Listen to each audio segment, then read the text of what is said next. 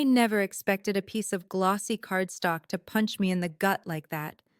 It arrived in the mail on a Wednesday. Just a plain white envelope, handwritten address, no return label. I remember standing by the mailbox, squinting at it under the afternoon sun, my fingers already a little sticky from the heat. I tore it open casually, thinking it was another coupon or real estate ad. But inside was something far more unsettling. You're invited to the Maplewood High Class of 2008 15-year reunion. Let's reconnect and celebrate where it all began. Location: Maplewood Hall. Dress code: semi-formal.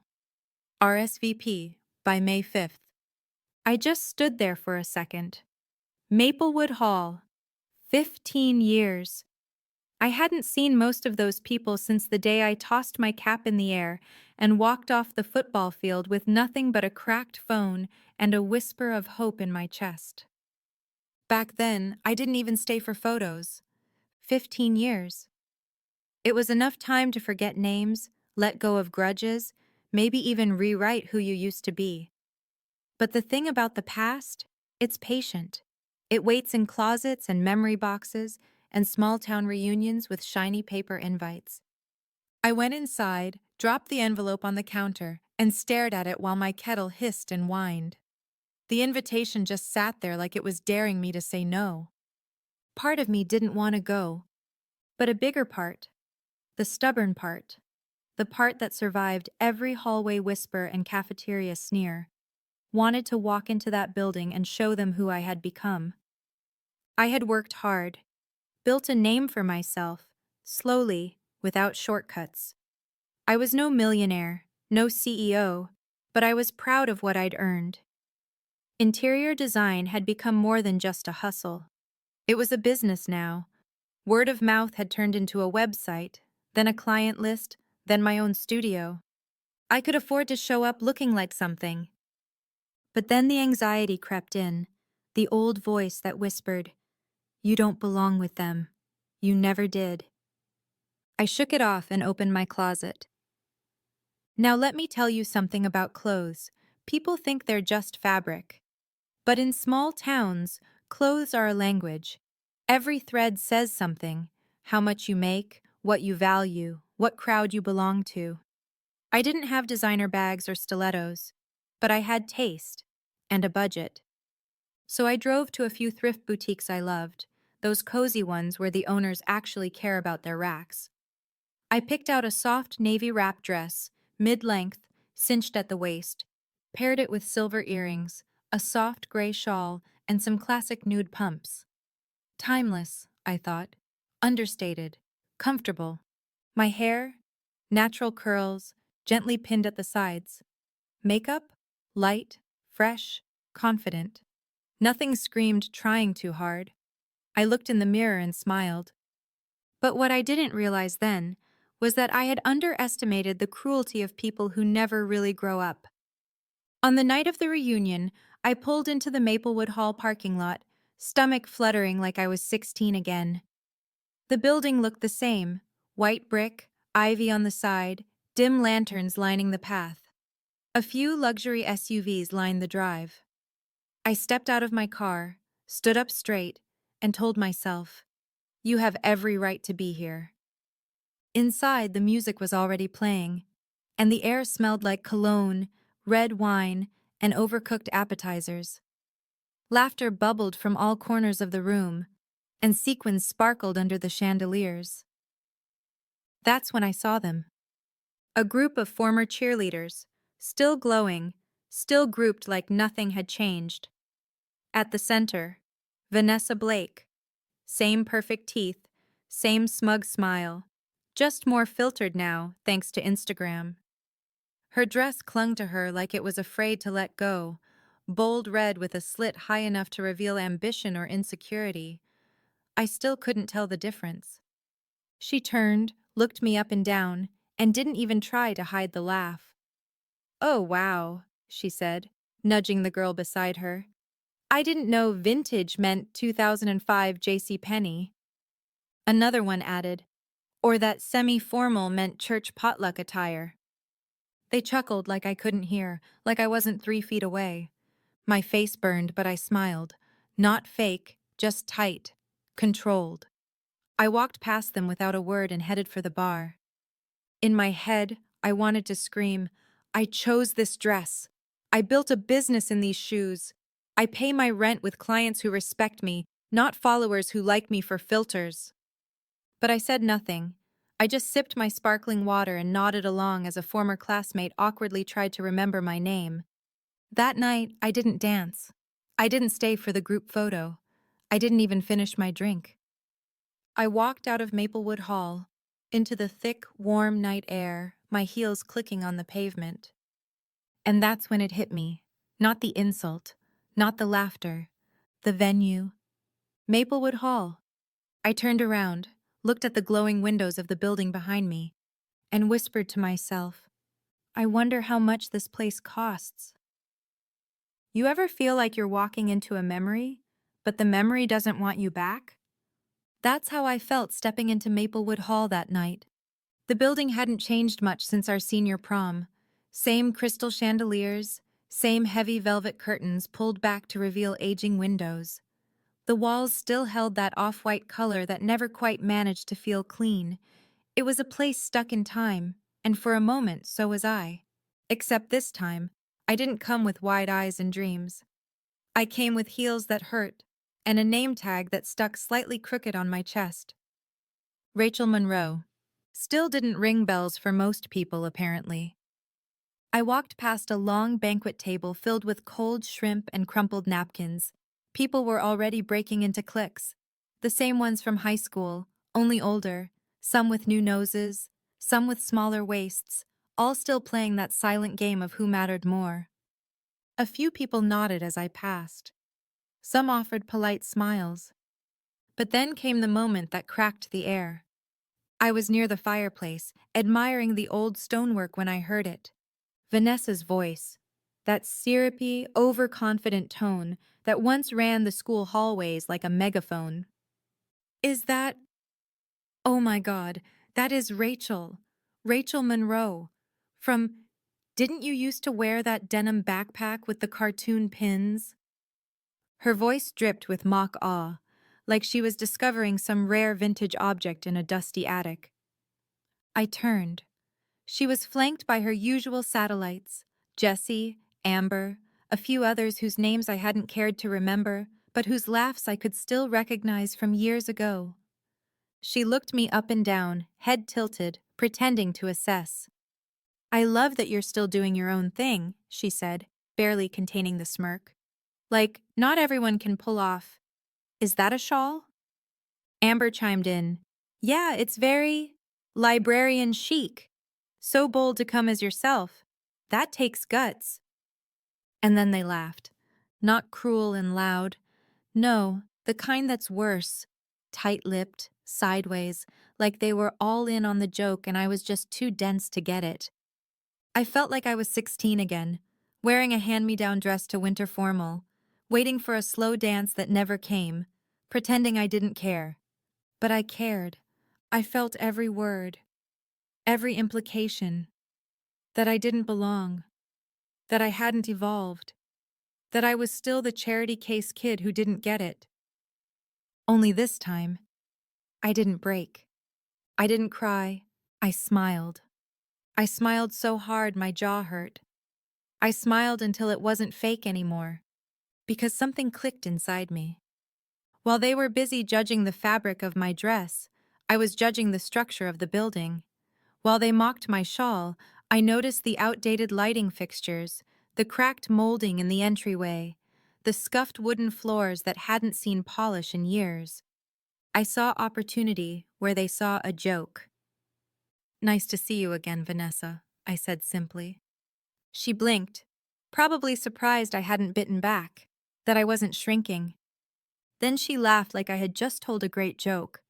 Oh, Rachel, you haven't changed at all. She turned back to her friends, waving her hand as if dismissing a waiter. I walked away slowly, not rushed, letting the moment linger like perfume. I made my way to the patio, alone. The night air was still warm, cicadas humming somewhere beyond the parking lot.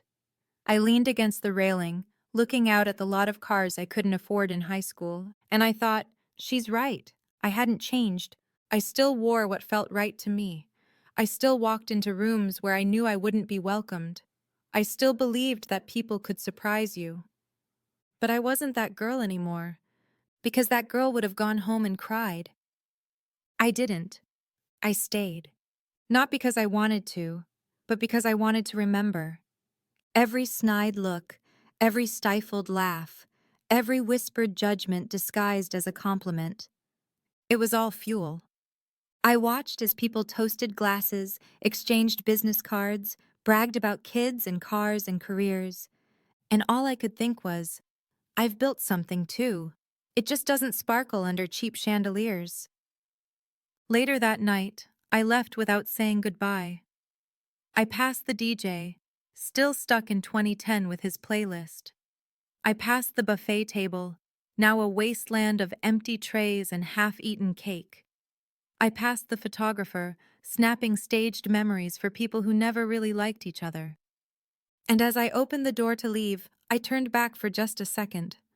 The room was glowing, golden and loud, filled with people who still saw me as a shadow. But I had a plan now. Because while they laughed at my clothes, I was already thinking about buying the roof over their heads. The next morning, I woke up early, not because I had somewhere to be, but because my mind wouldn't let me sleep. You'd think the memory of being laughed at would make me angry, but I wasn't angry. I was awake. I brewed my coffee, black and strong, and sat by my kitchen window. The light filtered in through the blinds and cast long lines across my floor. I stared out at the quiet street, letting the steam rise past my face, and just breathed. And then I did what I hadn't done in a long time. I opened a box from under my bed. It was old, taped up along the corners, filled with notebooks, letters, sketches, pieces of a girl who used to dream of more. I pulled out a page I'd drawn when I was 17, a floor plan of my dream house. I'd labeled every room with things like peace room and gratitude library. Ridiculous. And yet somehow, beautiful. Back in high school, I used to draw floor plans during lunch. Not doodles, real ones. I'd measure my classrooms with my eyes, guess dimensions, imagine how I'd change them, where the windows should go, how the lighting could be better, how the space could breathe. Nobody noticed. Or if they did, they laughed. Except Mr. Dunley, my art teacher. I remember him once leaning over my sketchbook and saying, "Rachel, you've got an architect's brain and a poet's soul. Never lose either." But I did lose them. Or maybe I buried them under years of doubt. Until now. That day after the reunion, I did something I hadn't done since high school. I went back to Maplewood Hall. I didn't call ahead, didn't dress up. I wore jeans, a soft tee, and walked in like a regular client. The place was locked, but a side door was open where a cleaning crew was dragging out garbage bags. I slipped in, quiet, unnoticed. And I looked. Really looked. The wallpaper was peeling in the corners. The air conditioning vents rattled with every gust. The banquet chairs were scratched and lopsided. The wooden trim along the bar was chipped and faded. This place wasn't aging gracefully. It was falling apart. Then I spotted a clipboard hanging on the office door. I couldn't help myself. I peeked.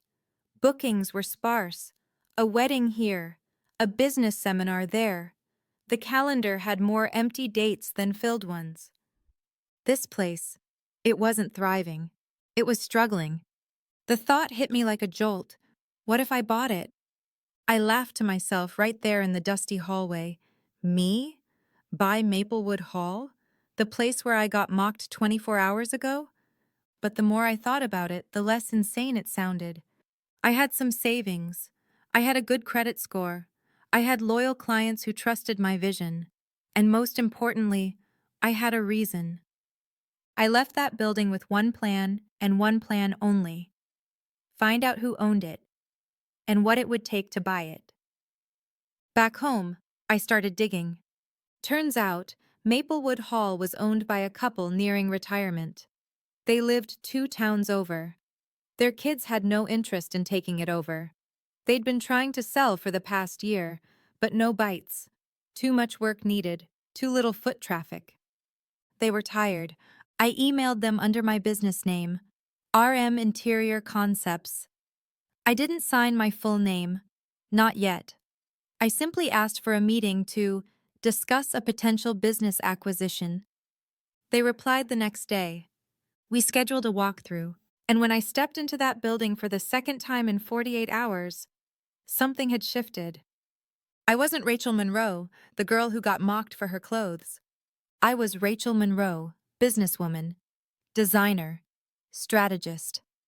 I asked the right questions, took notes, ran my hand along the walls like I was shaking hands with the bones of the place. I complimented their history. I pointed out their structural strengths. I offered ideas to modernize without losing charm. They were impressed, maybe even a little relieved. By the time I walked out, I had the asking price, the paperwork draft, and a promise from them to give me first consideration. It was happening. But before I signed anything, I needed to do one more thing. Remember who I was doing this for. And so I pulled out my old yearbook, dusty, pages sticking together. I flipped through it slowly, stopping at every face that sneered, whispered, or flat out ignored me at that reunion. Vanessa, Jessie, Amber, a few others. Then I made another list. A different one. The ones who were kind, who smiled at me when no one else did, who offered me a seat when the cafeteria was cruel, who told me my ideas were good, before I knew they actually were. I didn't know it yet, but those names, they would be on my guest list, because I wasn't just buying a building, I was reclaiming the stage they once pushed me off of. I didn't sign the purchase agreement right away. No, I let it simmer. Let the idea cook slowly in my mind like a dish you can't rush. Because this wasn't just a business move. It was personal. See, I didn't want to buy Maplewood Hall out of spite. Spite fades. But purpose? That has staying power. I wanted to build something bigger than revenge. But I'd be lying if I said the image of Vanessa's frozen face the day she found out I owned the place wasn't motivation. It was. And it was delicious. So I got to work. The first step, due diligence. I called my accountant, Anthony, an old friend from college who always had a talent for making numbers dance. I laid out the situation. Old event venue, undervalued property, low maintenance costs, historic permit potential. I asked him straight, could I afford it without going under if it failed? He crunched the numbers. Rachel, he said, if anyone can make this place turn around, it's you. Just don't skimp on the renovation. This building needs life. That was all I needed. I applied for a small business acquisition loan, easy approval, thanks to my clean track record. The seller even knocked a chunk off the asking price after I pointed out the leaking roof and outdated wiring. And then, just like that, with one pen stroke and one bank transfer, Maplewood Hall was mine. But I didn't tell a soul. Not yet. I didn't post about it, didn't update my LinkedIn. I even made sure the ownership was filed under RM Monroe Properties LLC. No personal details. I wanted silence. I wanted secrecy.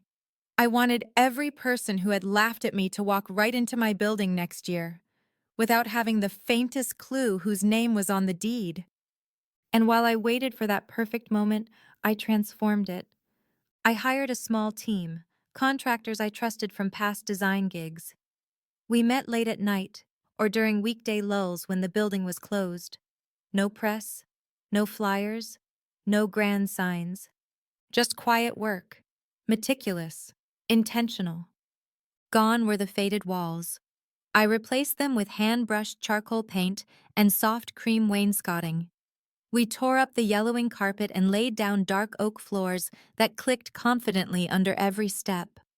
I swapped the broken chandeliers with blown glass fixtures that lit the space like fireflies in a jar. The bathrooms? transformed into spa-like nooks with scented diffusers and brass fixtures. Even the back patio, once cluttered with rusted chairs and moldy cushions, became a string-lit garden lounge with a fire pit and minimalist planters. Maplewood Hall had been a time capsule. Now it was timeless. But I kept the charm, the bones, the spirit. Because I didn't want to erase the past. I wanted to own it.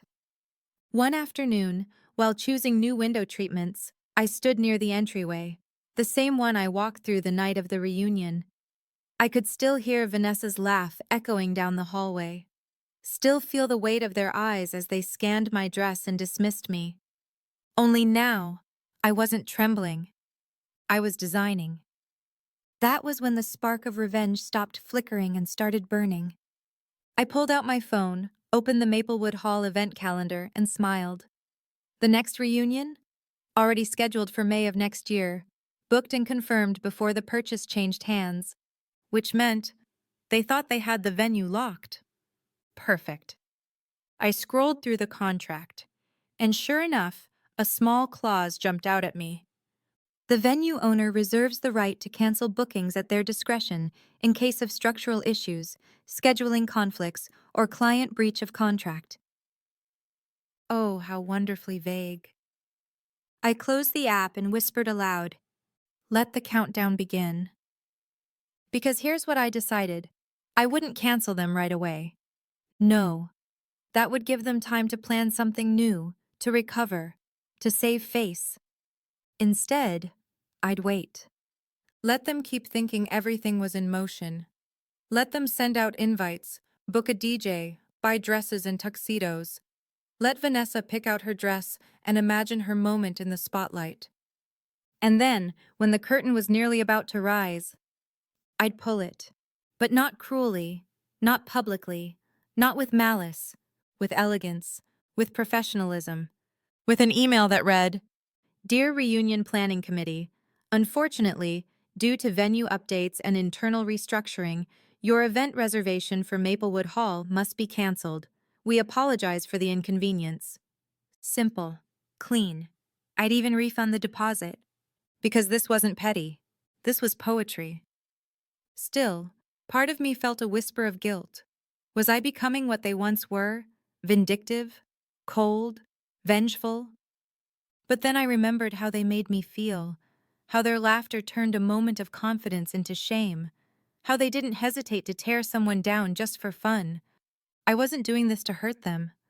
I was doing it to honor the girl they tried to break. The one in the navy wrap dress who walked out of the reunion in silence. She deserved this. The day I signed the final documents for Maplewood Hall, I didn't wear a suit or heels. I didn't wear anything that said CEO or real estate mogul. I wore that same navy wrap dress they'd mocked me for. I stood outside the attorney's office, holding the deed in my hands, and let the wind tug at the edge of my shawl. My heart was thudding, not from fear, but from something far deeper. I had done it. No silver spoon, no family inheritance, no one opening doors for me. I had taken their stage and made it mine. Still, I knew the work was just beginning. Ownership was one thing. Making Maplewood Hall thrive again was another. And so I shifted gears. I created a vision board, photos of boutique venues from all over the country, places with personality, with story. I didn't want Maplewood Hall to be generic or cold. I wanted it to feel like a second home, an elegant one, but a home nonetheless. I rebranded everything, designed a new logo, sleek and simple, hired a copywriter to rewrite the website. No fluff, just warmth and professionalism. "Where timeless moments begin," the tagline said. I listed the hall on multiple platforms, rephotographed every room, and made the visuals pop. Within weeks, bookings started to roll in.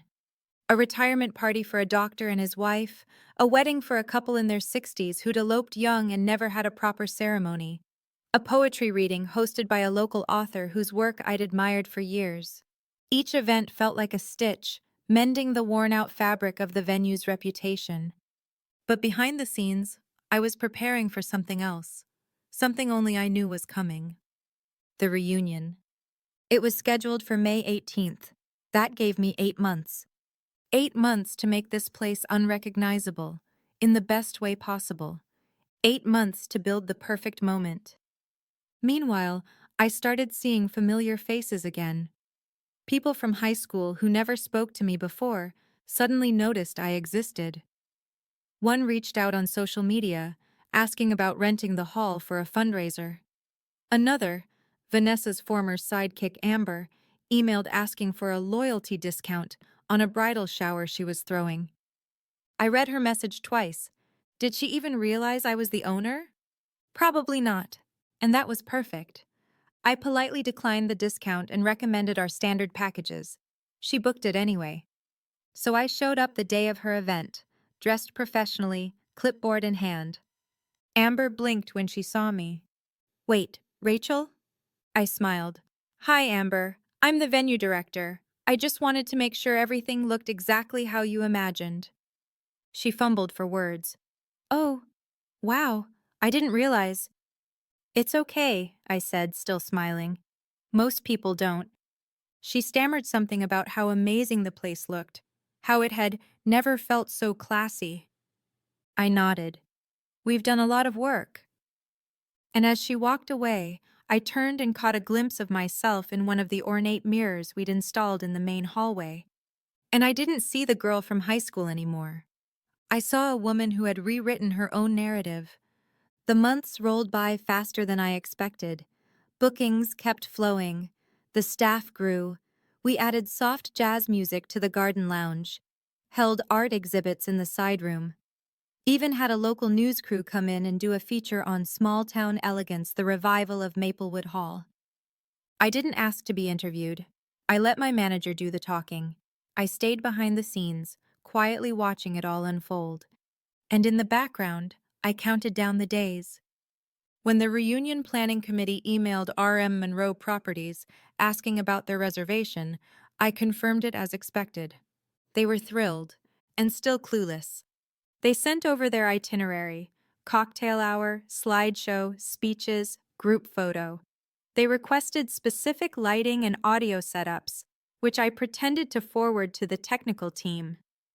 Little did they know, the technical team was just me and Kevin, my favorite AV guy who I'd hired from a downtown jazz club. He didn't ask questions. He just smiled and said, "Revenge looks good on you." I laughed, but I didn't want it to look like revenge. I wanted it to feel like power. I wanted every guest at that reunion to walk into a room they thought they knew and realize it had passed them by, grown up without them, gotten better without their approval. That's the thing people forget when they mock you. They think the moment ends with the joke. They never imagine you'll build something in the silence that follows. By the time winter crept in, the venue was nearly booked through the spring, and I had every detail for the reunion exactly where I wanted it. I kept tabs on their planning committee emails, which came from Vanessa's personal assistant. Yes, she apparently had one. They were filled with dramatic phrases like vision board, signature cocktails, and must-have glow-up playlist. And all of them were sent to me, to the person they thought was just some faceless venue rep behind a generic email. Vanessa requested custom lighting to match her dress. I approved it. She wanted a specific florist to place centerpieces around the old grand piano in the main hall. I approved that too. Every little demand she made, I met with a polished yes. Because saying yes now would make the no land so much harder later. I didn't hate her. Not really. But I needed her to feel what I had felt. Without screaming, without crying, without a scene. I needed her to walk up to a locked door and realize that some doors don't open again once you've slammed them on the wrong people. So I waited. Silently. Strategically. Behind the scenes, I kept the place running. We launched new event packages. I trained my staff to treat every client with care, whether they rented a room for $500 or $15,000. We grew quickly, but the date circled in red on my calendar never left my mind. May 18th. One day in March, I was tidying up some chairs after an engagement party when I overheard two women chatting by the punch bowl. "She's coming, you know," one whispered. "Who?" "Vanessa. She's running the reunion again. Told her assistant she plans to give a speech, and she's wearing gold." The other woman snorted. "Of course she is." I smiled, folding linen napkins with a quiet satisfaction. Let her rehearse. Let her write her big opening line. Because she wouldn't have a stage to stand on when the time came. Still, I knew I needed to make it airtight. No loose ends, no room for arguments. So I brought in my attorney, Madeline, sharp, composed, always 3 steps ahead. "Can I cancel a booking if I technically own the property, but allow their deposit to remain in place until 30 days out?" I asked her. She scanned the contract I gave her. "Yes," she said. "Just use the clause about internal restructuring and liability. You're legally protected as long as you give notice." "How much notice?" "2 weeks is safe. 4 is cleaner." "Then we'll go with 4, I said. She raised an eyebrow. "This personal?" I met her gaze. "Not petty, just overdue." She grinned. "Fair enough. Want me to send the email?" "No," I said. "I'll do it myself, from a neutral address, just before they finalize their RSVP list." The moment came on April 16th, a Thursday. I sat at my desk with the email draft open for 20 minutes. Not because I doubted myself, but because I wanted every word to land exactly where it should. Subject: Change in venue availability, Maplewood Hall. Dear Planning Committee, due to internal restructuring and updated booking policies, Maplewood Hall will no longer be available to host your scheduled reunion event on May 18th. We apologize for the inconvenience. Your full deposit will be refunded within 3 to 5 business days. Thank you for your understanding. Sincerely, R.M. Monroe Properties, LLC. I hovered over the send button. Then I clicked it. The email was gone. 36 minutes later, my business line rang. I didn't answer. An hour after that, another email came in. Vanessa's assistant, panicked and wordy. "Hi, this is very unexpected. Can you clarify why this is happening? We've planned everything. We already have guests confirmed. Vanessa is extremely upset and was told this venue was locked in months ago." I waited 3 days before replying. Then I simply sent, "Thank you for your patience. The decision is final. We wish you the best of luck in securing an alternate location." I didn't need to say anything else. The fallout was beautiful. They scrambled, called every nearby venue in a 30-mile radius. All of them were booked. It was prom season, wedding season, graduation season. No one had space. They even tried to call me from different numbers. I didn't answer. And just to twist the knife, not cruelly, but cleanly, I scheduled a private event in their place. A dinner and gallery showcase for the local women's shelter I supported quietly for years. I sent out invites to donors, community leaders, and artists, some of whom just happened to be alumni too, just not the ones who had mocked me. I decorated the hall in gold and navy, colors Vanessa probably thought belonged to her. And the dress I wore? The same one. That navy wrap dress they once called thrift-store chic. But this time, with diamond studs, velvet heels, and the calm smile of a woman who no longer needed their approval. Because when people show you who they think you are, sometimes the best response is to own the building they thought they could walk through without consequence. The irony wasn't lost on me. While Vanessa and her committee were scrambling for a plan B, I was finalizing the guest list for my own event, scheduled on the exact same night, in the very hall they thought belonged to them. I didn't name it a reunion. That would have been too obvious. Instead, I called it an evening of gratitude, honoring those who inspire us. Classy, vague, elegant, and entirely personal. Because every name on the invitation list was someone who'd inspired me, even if they didn't know it. I started with the obvious. Ms. Carley, My old neighbor who gave me free piano lessons after school. Mr. Dunley, my high school art teacher, the only one who ever noticed my sketches. June Wallace, the shy girl from AP English who once stood up for me when the others mocked my shoes.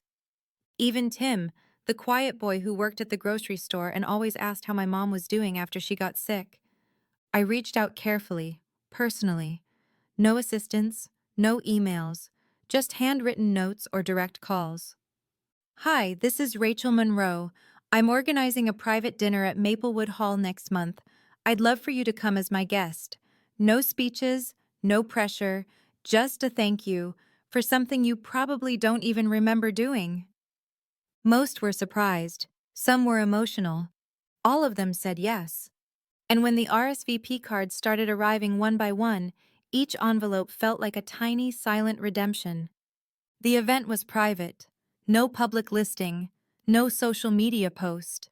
The only people who knew about it were the ones invited. I hired a jazz trio from a neighboring town. Not loud, just smooth and low, like confidence on a Sunday evening. I had the garden patio strung with Edison lights, flickering soft against the dusk. Tables were set with linen, not polyester. The flowers were white peonies, simple, not showy. And the menu? Locally catered, with handwritten cards for every guest's dietary preference. Because when you've been overlooked your whole life, you remember what it feels like to matter. Meanwhile, the drama outside the bubble of my event was hitting a peak. Vanessa had moved the reunion to a local firehouse's multi-purpose room. No chandeliers, no garden, no valet, folding chairs, fluorescent lights. People were not impressed. Someone forwarded me a Facebook thread full of passive-aggressive comments. Disappointed in the venue change, thought we were going all out this year. Heard Maplewood backed out last minute. Unprofessional. Honestly, the whole thing feels rushed now. I might not go. And there, buried under all those posts, was a single comment that made me pause. Anyone know what's going on at Maplewood that night instead? No one replied, because no one knew. That was the plan. The day of the event, I arrived 4 hours early. The main hall smelled of polished wood and fresh flowers. The lighting hit every surface just right. I walked through it slowly, running my fingers across each tablecloth, adjusting every place card like it was sacred. And when the guests began to arrive, I stood near the door and greeted each one personally. They didn't come glammed up like for a reunion. They came warmly, curiously, like people visiting a home they hadn't seen in years. Ms. Carley hugged me so hard I almost cried. Mr. Dunley brought a yellowed sketch of one of my old floor plans, said he'd saved it all this time. June blushed when I thanked her for something she didn't even remember doing. Tim just said, "Took you long enough to own this place," with a wink. The atmosphere was electric in the quietest way. No speeches, no microphones, just conversations, laughter, the kind that doesn't make you shrink, the kind that stretches you gently, like sunlight on a good morning. And somewhere in the back of my mind, I thought of Vanessa, probably pacing in a beige room with bad acoustics and a bunch of classmates pretending to care about her slideshows and punch bowls. She wanted gold, but gold without grace? It's just glitter that doesn't stick. I stepped outside for a moment during dinner and stood under the soft string lights. The night air smelled of lavender and jasmine. And then I saw it, a black SUV creeping slowly past the parking lot. I knew that car. Vanessa's. She didn't stop, didn't roll the window down. But I saw her, and she saw me. I didn't wave. I didn't smirk. I just stood there, shoulders straight, arms relaxed, wrapped in that same navy dress with pearls at my ears, and a look on my face that said, "You can't mock what you no longer have access to." Because this wasn't just a reversal, it was a recalibration. I hadn't excluded her. She'd done that all on her own, years ago. It was the Monday after the event when the real storm began to hit. I was back at Maplewood Hall early that morning, barefoot, sweeping the last of the rose petals from the garden walkway. The sun was still low, casting soft beams through the hedges. The air smelled of dew, lemon oil, and fresh linen from the drapes I'd hung on the pergola, and my phone wouldn't stop buzzing. First, a missed call, then another, then a voicemail. I didn't need to check the caller ID. Vanessa. She was 3 days removed from her disaster of a reunion at the firehouse, and I imagined she was still explaining to people why the most glamorous event of the year had taken place between a vending machine and a busted karaoke speaker. I let it ring. Then came the inevitable email. Subject line: "You owe me an explanation." It read like a monologue, condescending, full of accusations. "How dare you cancel our event without proper notice? Do you realize who I am in this community? I will be contacting legal representation regarding this unprofessional conduct." And then the cherry on top. "You've embarrassed me publicly, and that comes with consequences." I read it slowly. Then I read it again. And I smiled, because Vanessa had finally realized what everyone else had figured out weeks ago. She wasn't in control anymore. I replied with 3 lines. "Dear Ms. Blake, as previously stated, your booking was canceled due to venue restructuring. Your deposit was refunded in full. All legal terms were honored as outlined in the contract. Regards, Rachel Monroe." No emotion, no spark of drama, just fact. She didn't reply. But that afternoon, someone else did. Amber. The same Amber who used to stand beside Vanessa and whisper cruel things in school hallways. The same one who once asked me if I got my shoes from a lost and found bin. Her email was shorter and oddly sincere. "Hi, Rachel. I didn't realize it was you who owned Maplewood now. I just wanted to say your event looked beautiful. I heard from a few people who drove by. I think you've done something really special. I know I probably don't deserve to be there, but if you ever do another one of those evenings, I'd love to attend. And maybe, someday, apologize properly. Amber." For a moment, I didn't know what to do with it. I just stared at my screen, surprised, suspicious, maybe a little cynical, but mostly sad. Not for me, for her. Because sometimes people don't realize what they've lost until they see it in someone else's hands, refined, elevated, glowing from a place they can no longer reach. I didn't reply right away. I left it in my inbox and got back to work. That week, I met with a nonprofit director who wanted to use Maplewood Hall for a mentoring program. I said yes. I discounted the rate. I walked her through every corner of the venue myself and told her the best times to catch golden hour through the north-facing windows.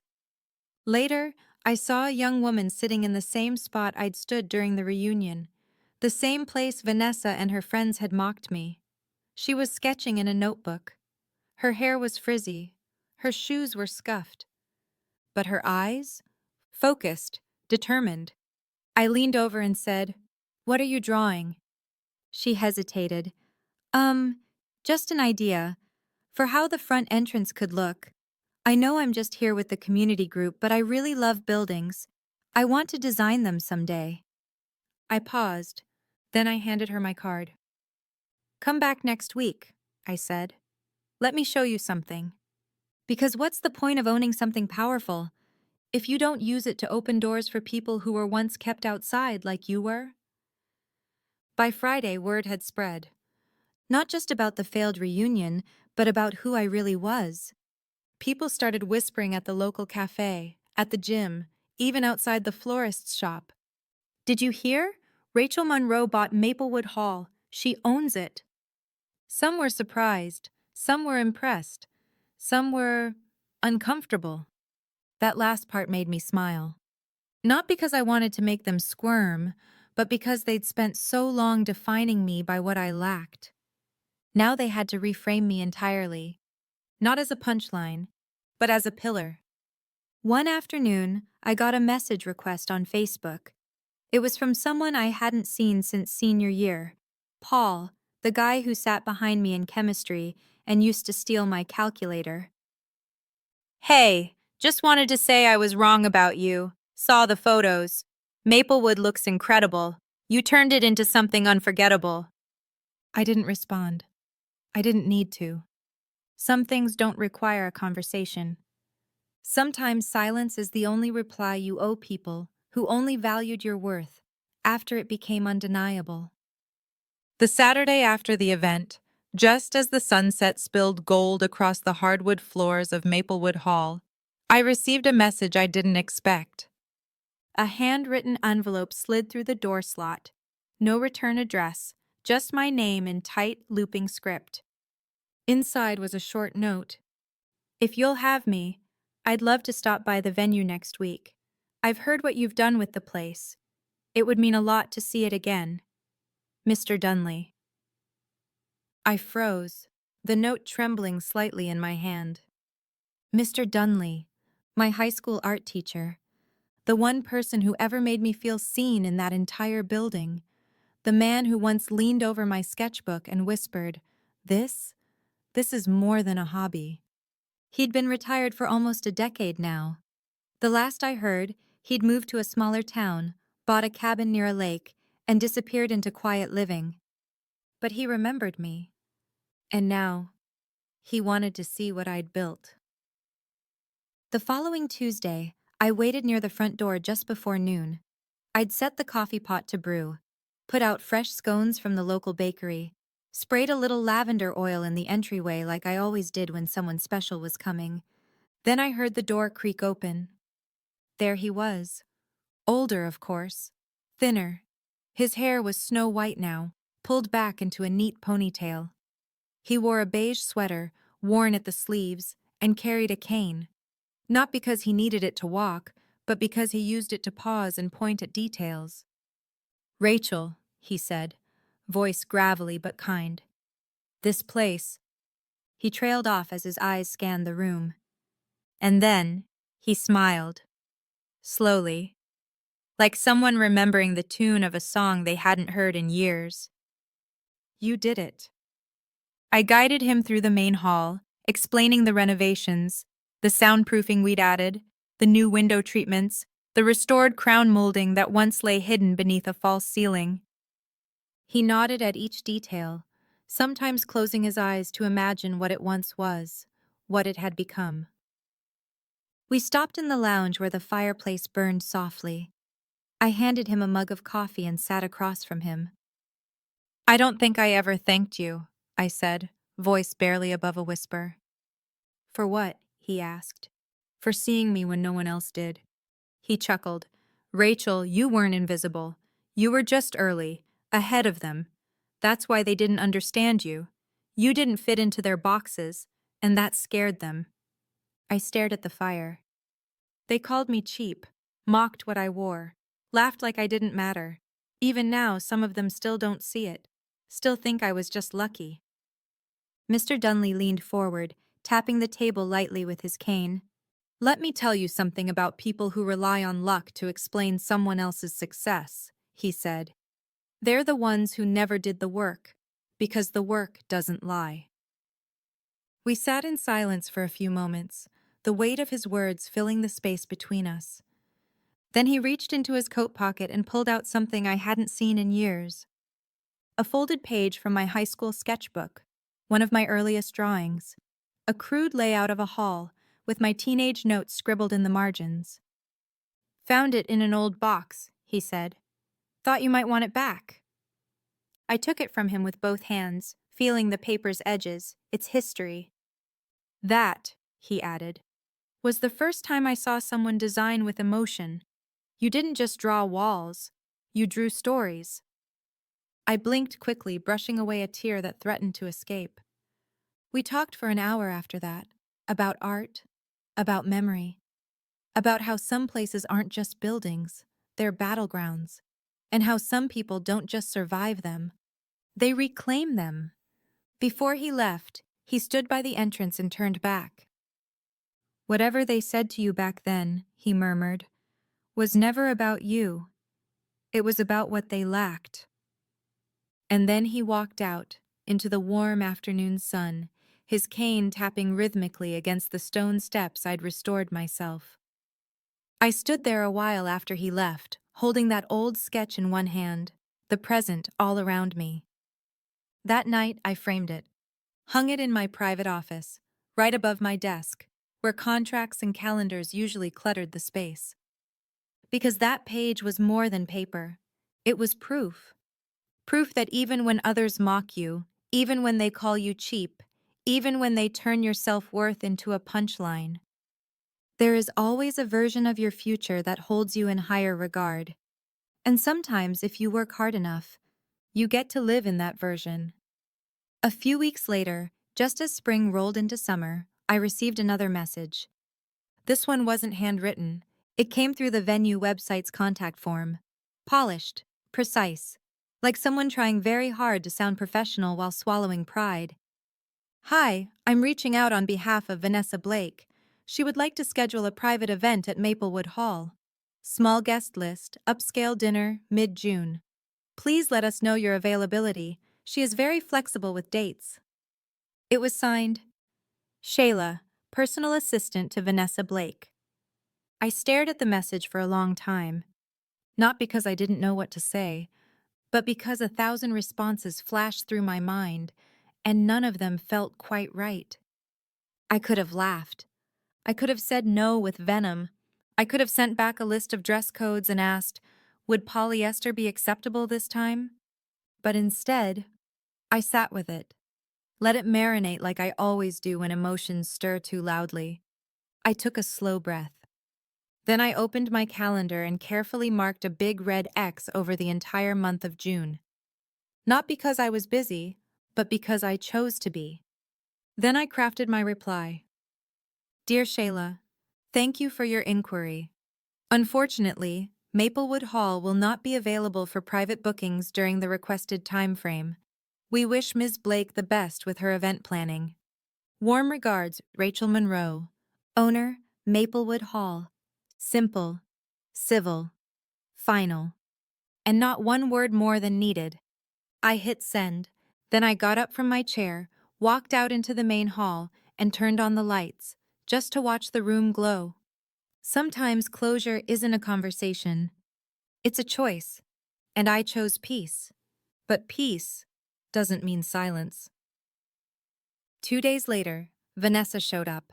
Not her assistant, not an email, not a phone call.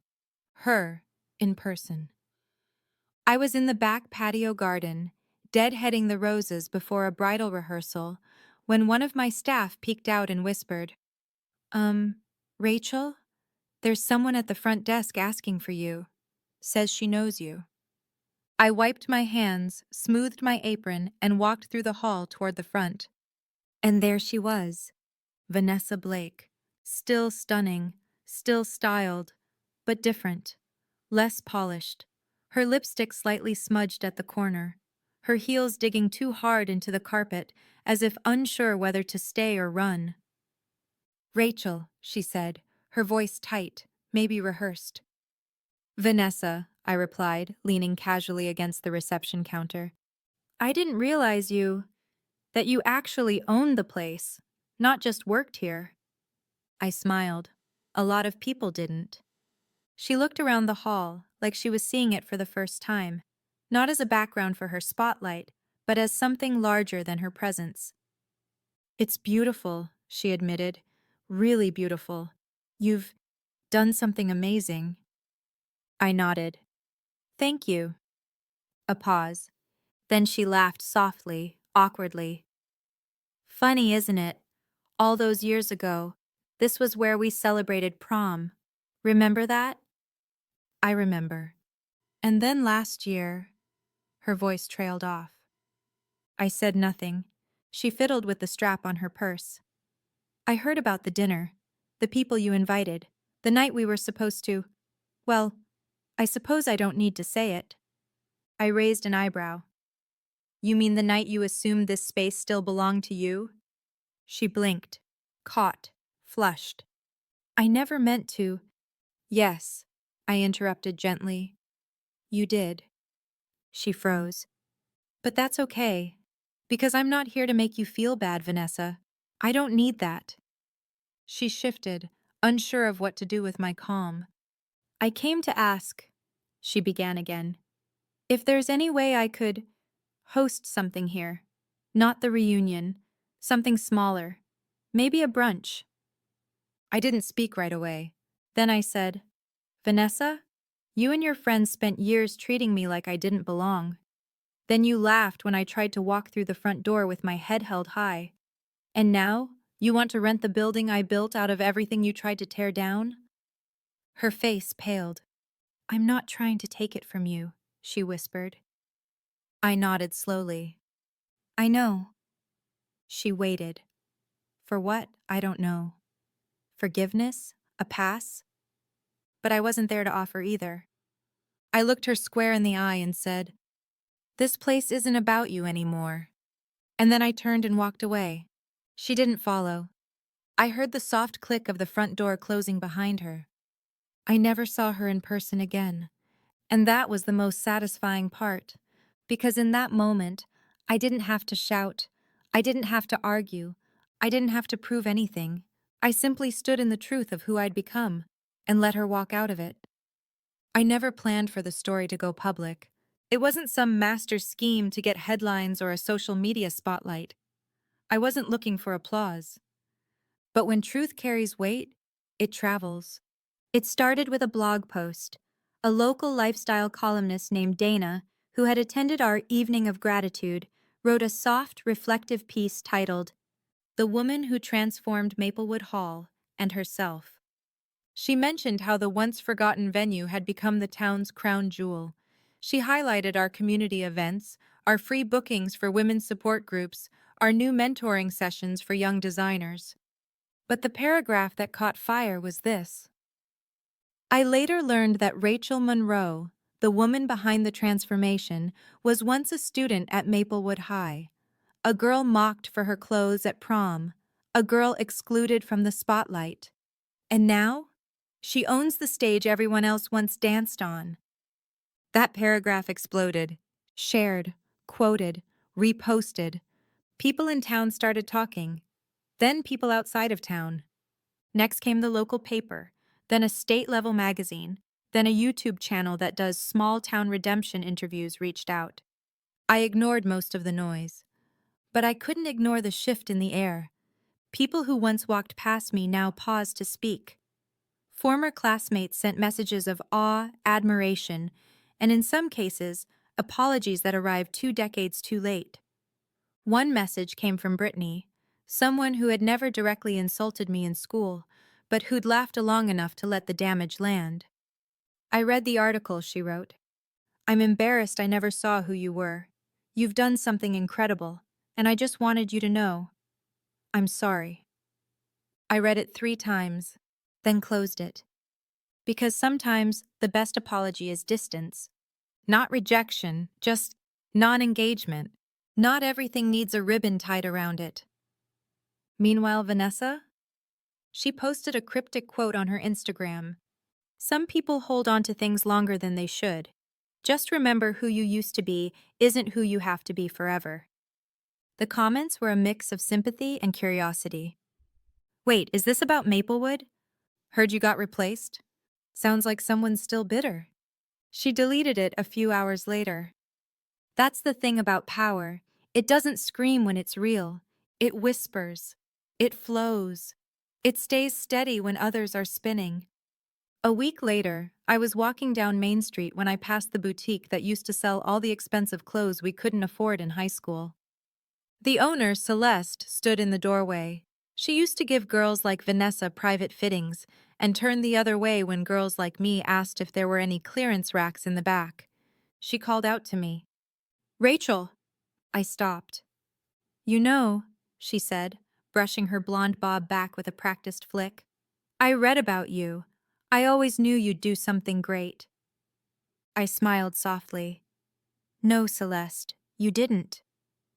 Then I turned and kept walking. Not cruelly, not fast, just forward. That same afternoon, I returned to Maplewood Hall. The garden was in full bloom. The jasmine vines I'd planted a year ago had wrapped themselves around the old trellis, and the scent lingered in the warm air. Inside, my assistant handed me a letter that had come by post. Heavy paper, thick envelope, no return name, again. I opened it carefully. Inside was a printed flyer. Maplewood High, 20-year reunion. Venue TBD. And underneath, scribbled in black ink, "We know now. We get it. The committee." I folded the letter slowly, set it on my desk. Then I picked up my pen and jotted a single note in my planner under that date. Unavailable. Not because I needed to make a statement, but because I had better things to do. You see, somewhere along the way, my life stopped being about proving them wrong and started being about proving myself right. Because that's what true transformation is. It's not revenge. It's release. It's walking into the very place where they once laughed at you and building something so powerful, so undeniable, that the laughter stops on its own. Not because you silenced it, but because it simply has nowhere left to echo. One rainy evening, long after the media attention had faded, after the flowers had bloomed and wilted again in the Maplewood garden, I found something unexpected. I was cleaning out an old filing cabinet in my home office, not because I needed to, but because it felt like time to shed old skin. In the very back, between a stack of unused business licenses and fabric swatches from my first client job, I found it. A torn notebook page, folded twice, edges worn, ink slightly smudged. I didn't have to open it to know what it was. It was a letter. One I had written to myself when I was 17. I sank down onto the floor, legs crossed like I used to sit in homeroom, and carefully unfolded it. The handwriting was younger, tight, angry, pressed hard into the paper, like every word needed to hurt more just to be believed. Dear Rachel, I don't know why you keep trying. You don't belong here. Not in these halls. Not in these clothes. Not in this town. You will never be enough for them. Not rich enough. Not pretty enough. Not acceptable enough. They see you, and they laugh. They see you, and they turn away. And you keep pretending it doesn't matter. But it does. It always has. So stop trying. Stop hoping they'll change. Just survive, quietly, silently. Maybe if you disappear enough, the pain will too. You. I didn't cry. I didn't flinch. But I did feel a strange ache deep in my chest. Like grief, but softer. Like holding a photograph of someone you once were and realizing they were both fragile and fierce at the same time. Because the girl who wrote that letter, she was wrong about so many things, but she wasn't weak. She was surviving with the only tools she had. I folded the letter again, this time with care. Then I walked out into the backyard, pulled my little fire pit closer, and lit a match. I watched the paper curl, edges turning black, the flames licking the ink until it disappeared into smoke. That girl, she needed to write those words, but I didn't need to keep them, because I was no longer writing letters to prove I existed. I was writing contracts, hosting galas, mentoring girls who used to sit in corners just like I once did. I wasn't asking to be seen anymore. I had become visible by building something no one could look away from. Later that night, I stood alone inside Maplewood Hall. No guests, no music, just me and the hum of the chandeliers above. I walked to the center of the room, the very spot where I had once stood, mocked, diminished, written off. I closed my eyes and took a deep breath, and I whispered, "You did it." Not to anyone else, just to me. Because sometimes the most powerful acknowledgement doesn't come from the ones who laughed at you or the ones who ignored you. It comes from within. It comes when you realize that everything they tried to take from you, your dignity, your voice, your worth, you quietly gathered back, piece by piece, and then built a throne out of it. That night, I left the hall through the side entrance. The door no one ever used back in high school, the one labeled staff only. Because I had always been the help in their eyes, the background, the forgotten face in the crowd. But now I owned the exit, and the entrance, and everything in between. I didn't slam the door behind me. I didn't have to. It closed with the same quiet grace I had carried all these years, and when I looked back at the building one last time before getting in my car, I didn't see the place that once broke me. I saw the place I rebuilt, with my own hands, my own pain, my own brilliance, and I knew they would never be able to walk through these doors again without remembering the girl they once tried to erase. And that was enough. It came in on a quiet Monday morning. An email, short, simple, sent to the business inbox I rarely check myself anymore. Subject, Maplewood High, 20-year reunion venue inquiry. Hi, we're in early planning stages for our 20-year reunion next year. We'd love to book Maplewood Hall again, ideally around the same date as before. Vanessa is no longer organizing, so the tone will be more inclusive this time. Please let us know your availability and rates. We'd love to bring everyone back together. The new planning committee. I stared at the screen for a moment, not with anger, not with satisfaction, just a quiet amusement. It was like they thought enough time had passed, like turnover in leadership erased memory, as if the brick and wood and chandeliers hadn't absorbed every moment, every whisper, every cruel comment, every joke made at someone else's expense. I didn't reply immediately. Instead, I stood and walked through the now familiar corridors of the venue. My venue. The walls were warm with soft art prints now. Some pieces painted by local women, some by survivors, some by girls I mentored who used to say, "I can't draw," and then did anyway. In the garden, the vines had started wrapping higher, as if trying to touch the string lights I'd hung above. The space felt alive now, not just pretty, not just rented, alive. I thought of that email as I walked to my desk, pulled out my notebook, and flipped to the back where I scribble quick affirmations to myself when no one's looking. There were 3 words already written in bold, underlined in red. Never, again, small. That's what this journey had always been about. Not revenge, not exclusion. Expansion. Becoming bigger than what they boxed me into. Rising so tall, their laughter couldn't reach me anymore. I sat down, reread the email, and then, without a flicker of doubt, I typed my response. Dear Planning Committee, thank you for your inquiry. Unfortunately, Maplewood Hall will not be available to accommodate your request for a 20-year reunion. We wish you the best in finding a venue more aligned with your current needs. Warm regards, Rachel Monroe. Owner, Maplewood Hall. No need for explanation, no footnotes from the past, just a boundary, a soft, immovable one. I hit send, then I leaned back in my chair, watching the cursor blink for a moment before closing the laptop. The sun was setting again, spilling gold across the floors. That same light I once stood in at my lowest moment, now warming every corner I rebuilt. I picked up my mug, chamomile this time. No bitterness, just calm. And I walked outside to the garden, watching the sky melt from rose to lavender. I thought about the girl they mocked, the one they laughed at, the one they underestimated. And I realized she's still with me, not hiding anymore, not hoping to be accepted, but standing tall, owning space. And when people ask me now what it feels like to buy the place where they once made you feel small, I always say the same thing. It feels like walking into your own future and locking the door behind you. Because sometimes, healing isn't about letting everyone back in. It's about realizing they never earned the key in the first place.